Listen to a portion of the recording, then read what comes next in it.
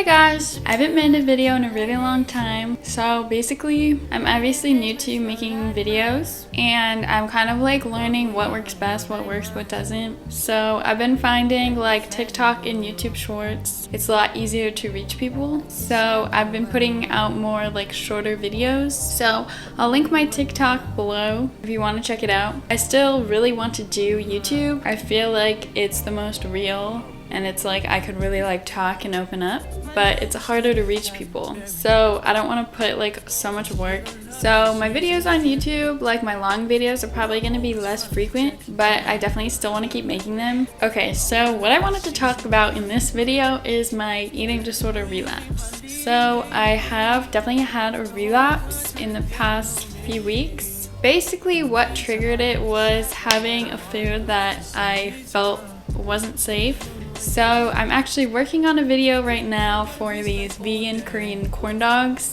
If you don't know, I am mostly vegan. Occasionally I'll eat dairy and stuff like that, but my overall goal, like ethically, is to be fully vegan. So when I'm doing well with my recovery, I'm able to like have a good healthy mindset and make food decisions based on logic and stick to a vegan diet. But when I get back into like my binging behaviors, that's when I start eating things that aren't vegan. I've been vegetarian slash mostly vegan since 2014. Yeah, still kind of working out these kinks with my eating issues. But anyways, that's kind of off topic. So yeah, I went to culinary school and I work in food media, so I thought it would be fun to make some cooking videos. So yeah, the first one that I wanted to do was vegan Korean corn dogs. And I've been testing the recipe out, and obviously for the video I want to get some shots of me eating it, and also I just have to try it to make sure that the recipe tastes good. And in my head I'm like, oh, that's easy, I'll just make them and eat it, like it's fine. Definitely not the type of food that I would generally eat because I don't eat a lot of like processed foods or really anything fried. But like logically in my head I can think like, oh, this is just like a fun treat, especially because I'm making it for a video, so it's not like something I'm going to be eating all the time. But I think the eating disorder part of my brain is like, oh my gosh, what is this? I can't believe you would eat this. This is going to make you fat, on and on and on. And actually like I wasn't even having those thoughts. Like when I was thinking of the video idea, when I was getting the ingredients, and even when I was making it, I was like, yeah, this is fine. When it came to eating it, of course, I was a little bit scared, but it wasn't too bad. And then it wasn't until after I ate it, that's when like I started feeling guilty. So yeah, when I used to make raw vegan recipe videos way back in the day, and whenever I'm making my own recipe, I always test it multiple times until I perfect it. So the first time I made it, it was pretty good. And yeah, of course, afterwards I felt like, oh my gosh, it's kind of like a waste of calories. I ate too much, and kind of like the back of my head feeling that I needed to restrict. Even though I didn't actually it didn't feel like my thoughts. It was just kind of like something in the back of my head. Eating disorders can be so deep-rooted and so sneaky, and sometimes it can feel like you're in control of it and it is you thinking the thoughts. But sometimes it just feels like it's not even a part of you, but somehow it's still controlling your actions. After I ate it, the thoughts didn't feel that loud. Like when me and my eating disorder were really blended, it just felt like my eating disorder thoughts were like 100% my thoughts, and I just had to do them and I wanted to do them and there was no other option. And now that I have started my recovery and have been more dedicated to it, it feels like the eating disorder thoughts, not all the time, but for the most part, are separate from me and are more quiet. But it's still really hard to control them. And I guess with recovery, the goal isn't to control the thoughts, it's just to not act on them. But it's just really weird because it's like when it comes to thoughts and thinking things, you feel like it has to come from you, it has to come from your brain, which it partly is, but it's a disorder. So even when you feel like I'm in recovery and I'm dedicated to recovery, you're still gonna get thoughts of restricting, binging, whatever your bad habits are, even if you're not consciously thinking it.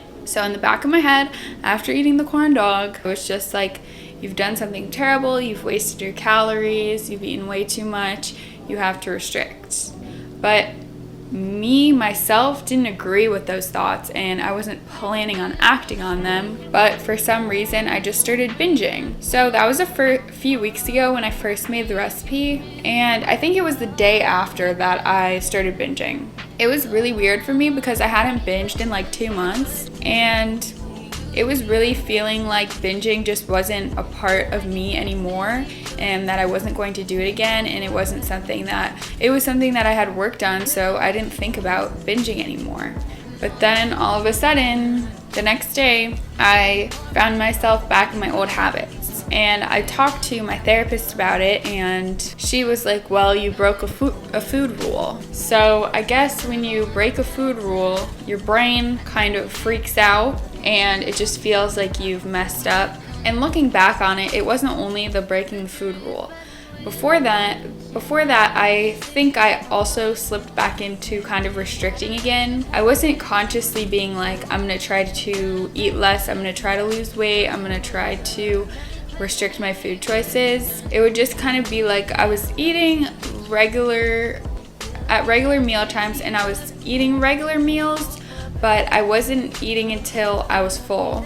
I would get too scared to eat till I was full because I didn't want to get a stomach ache and I didn't want to feel guilty, so I kind of would eat until, people talk about that being healthy, just eating until you're satisfied and not until you're like full. But I think when you have an eating disorder and when you're in eating disorder recovery, when you start playing with things like eating less than your body needs, then it starts to become addicting and it starts to become a habit, and it'll just spiral out of control.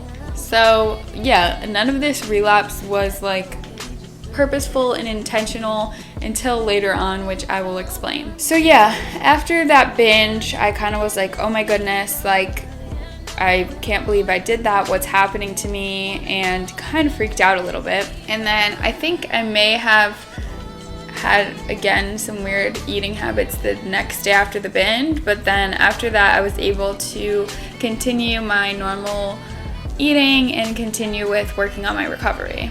Until the next time around, it came for me to test the vegan corn dog recipe, which was a week or two later, and the same exact thing happened. And I wasn't, even though my therapist had kind of told me like the reason that you binged was because you broke a food rule, I think that didn't really sink in with me, and I didn't I believed that made sense, but it didn't make me think that it was going to happen again.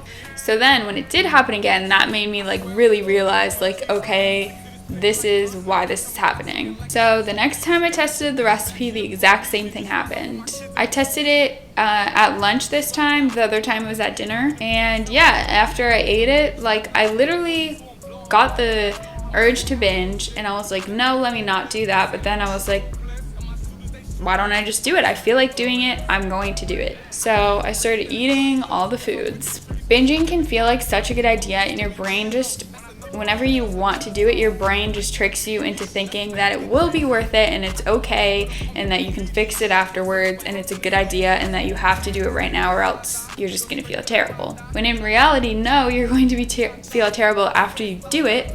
But yeah, somehow even after time and time again, your brain somehow convinces you that it's a good idea. So this time after I binged, I felt guilty again, but I was less motivated to get back into my recovery because of stress. If you don't know this, I work in video production. I own a video production company, and I own the company, so I do like business owner tasks, and then I also, for our shoots, I do directing, producing, styling, editing. I'm either working from home because we work remotely, or if we're shooting, then I'll be on set and we'll be shooting for like, let's say a week.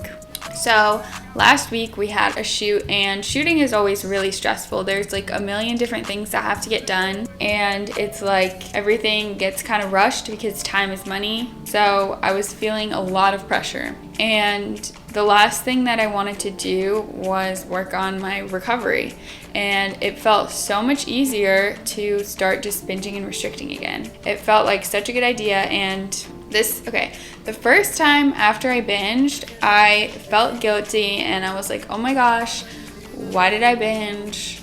That's so like frustrating, but let me get back on track. The second time after, I felt so much body dysmorphia. Every time I looked in the mirror, I just felt so huge and felt like I really needed to gain weight. And it felt like such a good idea to go back to my old ways. And I felt like no motivation to recover. And not only did I not feel motivation to recover, but I also felt like it wasn't achievable. I felt like I had to go back to my old ways because maintaining a healthy, normal diet seemed like way too difficult for me, something that I couldn't do, whereas binging and restricting seemed so much easier, especially with all the stress on me, because it also is like a coping mechanism. And you also get a high off of it for sure. Like, it's definitely addicting. So I have a lot of weird food habits and they go in different cycles, but when it comes to binging and restricting, what I will do is I will eat all of my food for the day in the morning, and then I won't eat for the rest of the day. And that can become super addicting. It's kind of like intermittent fasting, but it feels less like, maybe if someone were to do intermittent fasting, they would think like, okay, I want to go on this diet, this is my plan, blah, blah, blah, blah. Maybe that's okay for some people. For someone who has an eating disorder, I don't think it's a good idea. But yeah, for me with the binging and restricting, it's definitely not, it's very compulsive. It doesn't feel like something I've logically thought and planned out and have control over. It's just kind of like a compulsion. So the addicting part of it is like, I don't know, you feel so in control. Even though you're out of control, you're controlling your food, you're controlling your eating, you're doing this weird thing that it puts you in your own world, and it kind of gives you a high and just makes you feel like you're on top of things and you have everything in control when your life is like out of control. So I had 1,000,001 different things that I had to do. So yeah, it became like a fun little game to be like, okay, I can eat whatever I want in the morning. I can kind of like eat a lot of food, and then I don't have to think about food for the rest of the day, because that's another thing. It's like recovery feels like a constant battle, and like you have to do it all the time because you have to eat every day. So because food was stressing me out and because life was stressing me out, it felt so much easier to eat my food in the morning and then just like not have to worry about it for the rest of the day. And it becomes like a challenge, like, okay, let me see how long I can fast for. Let me see how low I can get my calories to go X, Y, and Z. So it started off with feeling like it wasn't my thoughts, feeling like the disordered thoughts were like distant from me, and I was kind of just like taking these actions and kind of being like, whoa, why am I doing that? Where is that coming from? And then after time, after stress, I started being like, okay, this is a good idea. This feels good. This feels like achievable, and this feels like the only option, and it feels like something that I can have control of when I don't feel in control of other things that are going on. So yeah, when I was on set, there was part of me that was like, okay, great, I'm going back to my eating disorder. This is such a good idea. And then in the back of my head, I was thinking, that it's kind of like depressing and it's not actually going to be very fun if I kept doing that. But it just really felt like such an addiction, something that would make me feel better when I wasn't feeling good in my life. And in terms of going back to recovery, I really had no intention of going back. At my job, we just finished a long contract that we had. It was a year long and we did 80 episodes. So I feel really proud and accomplished, and a huge relief that we finished everything. I still have to edit the rest of the videos that we shot, but now we've shot all of them. So coming out of that, we have a break, some downtime, and I feel a lot less stressed. And after the shoot, I just kind of started eating normally, and it felt so much easier, so much more achievable, and so much more desirable. So for the past few days, I've been eating more normally. Of course, I'm still in recovery. I'm nowhere close to being recovered, so it's not perfect, but it's way better than the way I was eating during the shoot. I think at the end of the day, the goal for me, and I feel like for most people, is to be happy. And when it comes to having an eating disorder, you will learn from repetition that at the end of the day, it doesn't really make you happy. It will provide some kind of purpose, and it might be an addiction. It might give you some type of high. It will never give you long-term real happiness. So I think part of all of us wants recovery, whether it's a very small amount or a very big amount. I mean, if you're really in your eating disorder, maybe no part of you wants recovery, but I feel like at some point you will want more to life than your eating disorder, because an eating disorder will take away your life. So now that life is seeming a little more manageable to me, and it's feeling a lot easier to make easier food decisions, I'm able to get back into recovery. But I know it's not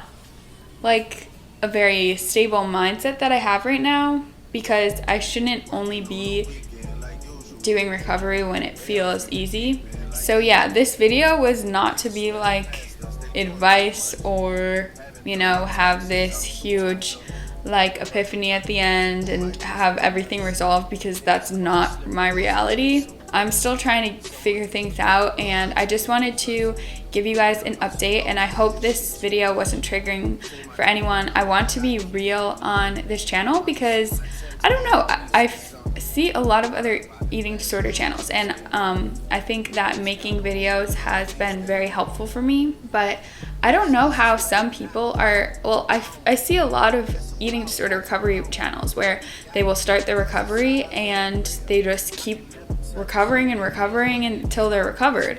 And for me, I don't think it's going to be as smooth sailing as that.